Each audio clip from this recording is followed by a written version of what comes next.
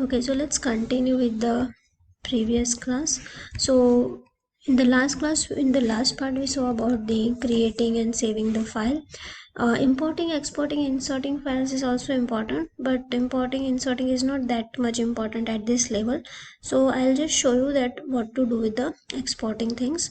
So go to the file menu, and here you have the export option.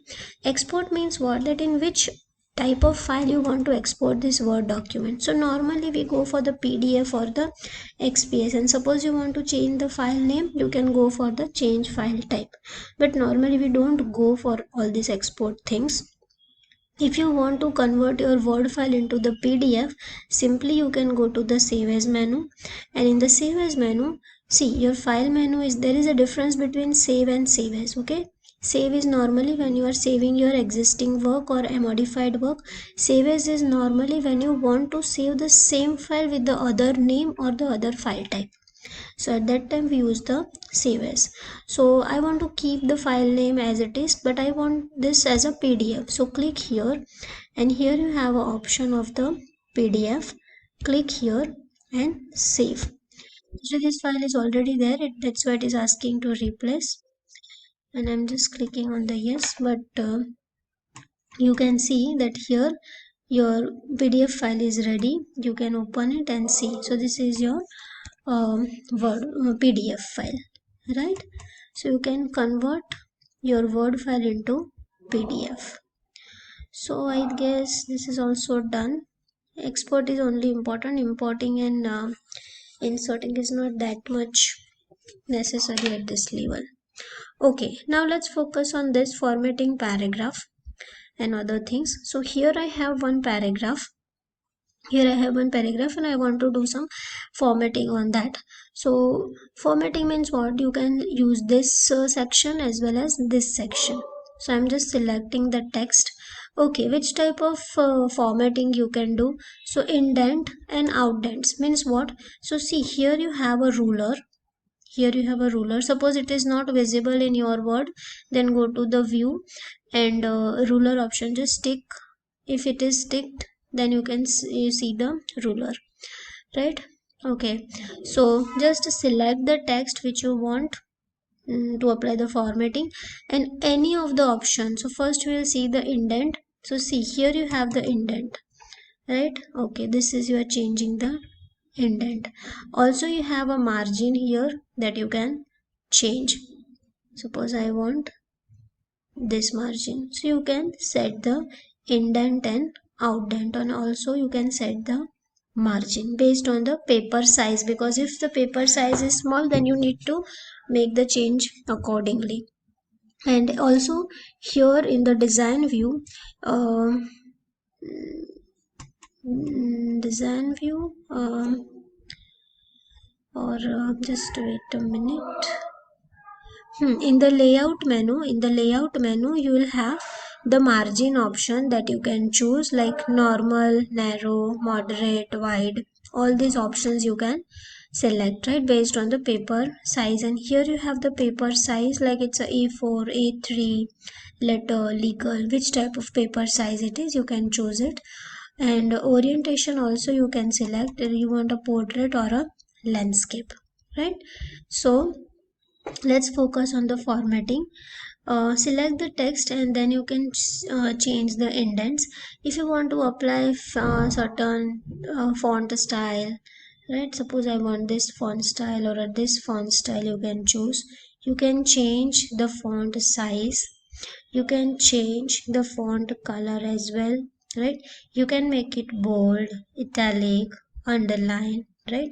Whatever you want to do. So all these things comes under the font formatting, right? Suppose I have written something like suppose date I want at the right side, so select that, and here you have the increase indent, so you can take it here.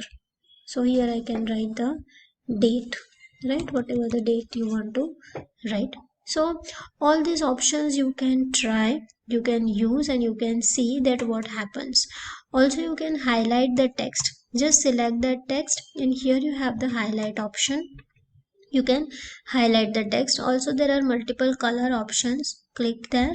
Suppose I want to highlight it with a green color, then you can also do it, right? So all this comes under the font formatting. What you can do with your text, so all these things you can do with your text. Editing भी आ गया उसमें, selection भी हो गया, deleting is simple, right? You can simply put the cursor, press the back button or the backspace, and suppose you want to delete, then when you put the cursor and when you click on the delete button, it will delete the text from the right side. Also at a one go you can delete. Simply select the text which you don't want, select the text and press delete. So this way also you can delete the text, right? So there are multiple ways to do these things using the keyboard as well as using the mouse, and that we know. So after that we have tables. It's very easy. Let's see that how to insert the table. So go to the insert menu. In the insert menu there is a table option, click there, and how many rows or the columns you want, that way you can select. Suppose I want this much, 4 columns and 6 rows, that you can select, and it will enable the table design menu, from where you can select any type. Suppose I want this type, you can write there, right? Anything you can write. Suppose I want to merge the first, suppose this is the title and I want to merge, so just simply press shift and right arrow, select, and go to the home menu, layout menu, and here you have the merge cells. Click on the merge cells, it will merge all the cells, and then you can center the text, right? This is just the title thing. Suppose I want to merge these two fields only, these two cells only, then you can choose these two cells, go to the layout and merge cells, right? Any of the cell you can merge. I want to merge these two cells, select the cells and merge them. Suppose I want to split this single cell in, or this single cell in a multiple rows or columns, so in that case select that and click on the cell. Okay, number of columns, let's say I want 3 columns and 2 rows, suppose, right? Not 2, let's say, okay, it will not, because it has only space that much. Okay, I want to just convert it or split it into the 1 row and 3 columns. Okay, so see, now you can see that now we have this 3 columns inside the one cell, right? So all the things you can do with the tables. Here you have multiple alignment option for the text. Like suppose I have written something here,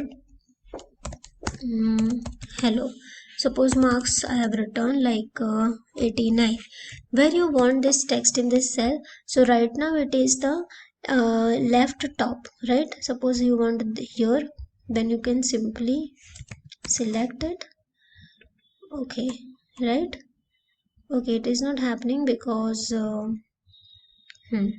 because it is actually I have selected the, I have pressed the entered, that's why, right? But yeah, you can use all these things, right? Where you want, see, you can see the effect, right? Where you want your text. So this way you can work with the tables. Now suppose you want to add the row or a column, so select that particular row, and in the layout menu here you have 4 options to add the row and column where you want to add. Suppose I want to add below, so insert below. Suppose you want to add above, click above, left and the right. So okay, it will add all the rows or the all the similar columns which you have selected. And so this way you can work. More we will see in the next part.